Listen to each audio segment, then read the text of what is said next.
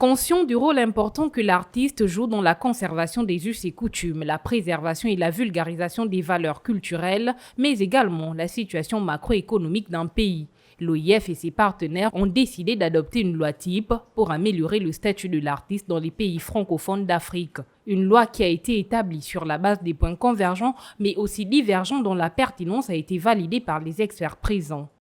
Parmi les points de divergence, il y a par exemple la couverture universelle, la couverture sanitaire universelle. Il y a par exemple la question de la formation de l'artiste, la protection de l'artiste vivant avec handicap qu'on ne trouve pas dans toutes les lois. Les secteurs génèrent des ressources, donc si on les organise correctement et qu'on les soutient au départ, ils peuvent arriver à créer des entreprises. Cette loi type, également appelée loi standard, s'inspire de la recommandation de l'UNESCO adoptée par la Conférence générale de 1980. Celle-ci servira donc de guide pour une transposition et adaptation dans les pays de l'Afrique francophone. La question de savoir maintenant, est-ce que ce sera facile? C'est une excellente question.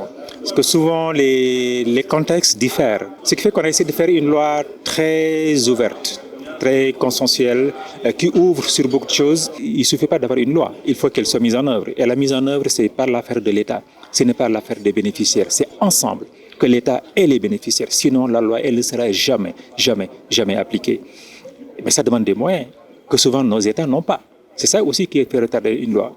Il faut l'accompagnement maintenant d'institutions comme la CEMA, comme l'OIF, comme l'UNESCO.